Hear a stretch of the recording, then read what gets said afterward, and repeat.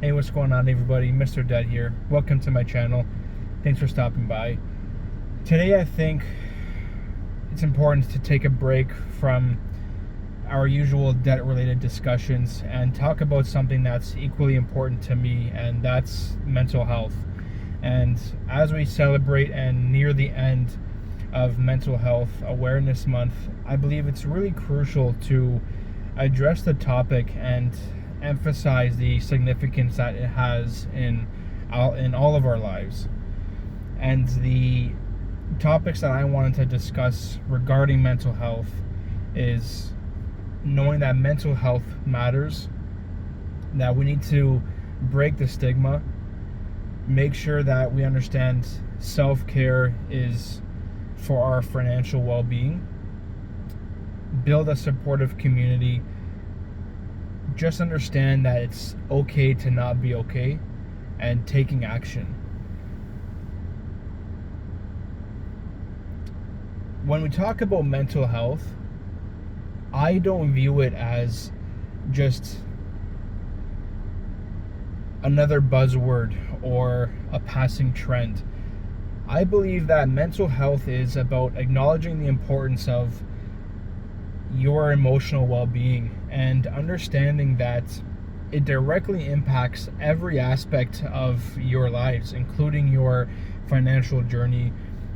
And when your mental health is suffering, it can be really challenging to make those sound financial decisions or stay motivated and on track with your journey that you're going down to become debt-free and overcome the number that you're trying to battle with. And that's why it's an essential part to prioritize your mental health well-being alongside your financial goals. But unfortunately, there's that stigma attached with mental health, and it often prevents people from seeking the help that they need. But I'm here because I want to break that stigma together and create a safe place where you can have a supportive environment and openly discuss your mental health challenges without judgment. And remember that you're not alone, and we all face ups and downs. No one goes on their own journey with a straight paved road. It's always going to have some kind of downsides. Some have more than others, but it's really okay to ask for help whenever you need it.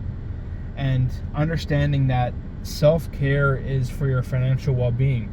When you talk about self-care, it's not only about face masks and bubble baths and massages.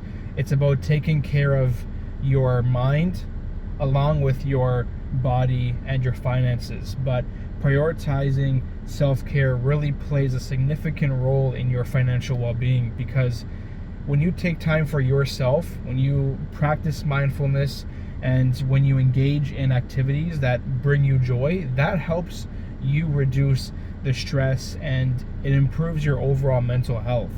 And when you're in a better mental state, you're better equipped to tackle the financial challenges and that journey that you're going to be going on. Which is why building a supportive community is really powerful.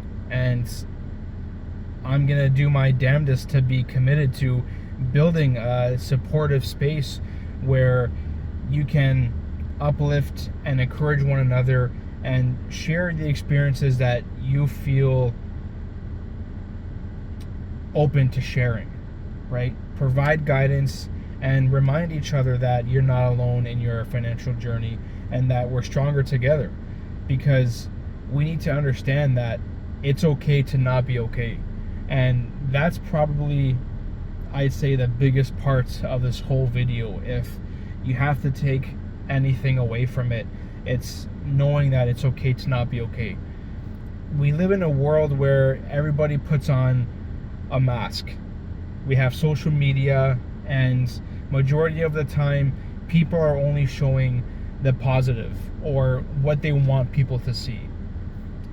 And we often forget that everyone's dealing with some kind of hardship. Especially myself. I don't want to be making this video, making this channel, thinking that I'm a person who doesn't make mistakes and live this perfect life, because this channel is created on the mistakes that I've made throughout my life and throughout these few years that I've had. And I've been in that scenario that a majority of people find themselves in, where you feel alone. You feel like you don't want to talk to anybody, even though you may have people in your life that are willing to hear you out. You get in that negative mental space and you start thinking to yourself that you're not good enough. Why are you doing this? I've had thoughts to myself as to, why am I doing this? I've thought to myself that I'm an imposter with anything I do, including my own career. And I've had those times where I just want to go into a dark room, close myself off, and not talk to anybody, because I got into my own head, and it's been really hard to get out. Because once you get in your head, and once you feed those negative thoughts that you may have, it's really hard to get out of that. And the longer you stay in that negative mind space, just the harder it is to get out. Which is why, struggling with debt can take a huge toll on your mental health. And I say that from experience. Not proud of that, but I have gone through it, and I still go through it. However, the constant stress and anxiety and feelings of being overwhelmed are all valid emotions that you should not feel like you need to hide, and you should not feel like you should be ashamed of, or that you're less of a human being, because that's not the case. You're not alone in this, and remember that we're all human. We all make mistakes, and it's natural to face those ups and downs when you go down your journey, no matter what it is, whether it's financial, health, career, anything. But recognize your feelings and know that it's okay to reach out for the support that you need. And that's why taking action is really important, because while talking about mental health is essential, it's equally crucial to take the action that you need. Because if you're struggling with your mental health, I encourage you to seek the professional help that there is. There are incredible resources available, especially nowadays with internet and all the tools that are at your fingertips, that are at your disposal, such as therapists, counselors, and even supportive hotlines that don't cost anything, that you could just call up and talk to someone privately to get out of your own head. Please don't hesitate to seek the help that you need and take that first step towards healing, because getting out of your own head and expressing the thoughts that you have helps tremendously. And knowing that you're not alone and that everybody makes the mistakes really helps to understand that you're not alone in this. So as we wrap up this video, I want to remind you that this video is a small part of a larger mission, which is establishing that support group and that community that you can have these conversations and support one another in your own mental health and financial journeys as you go down the road. So don't forget to join the community, leave comments, and just connect with one another to really help each other out.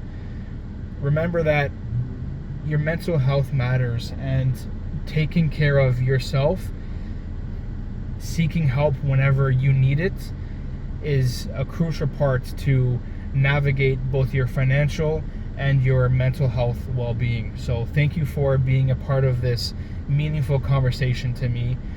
And if today's video resonated with you, please hit that subscribe button and click the notification bell to join our community. And don't forget to share this video with anybody who you think might benefit from it, because it's important to take care of yourselves, reach out to supports, and if you have any questions, let's make mental health a priority, not just in this month, but every day. And together we can make that positive change. So, as always, remember, shoulders back, chin up, and I'll see you on the next one.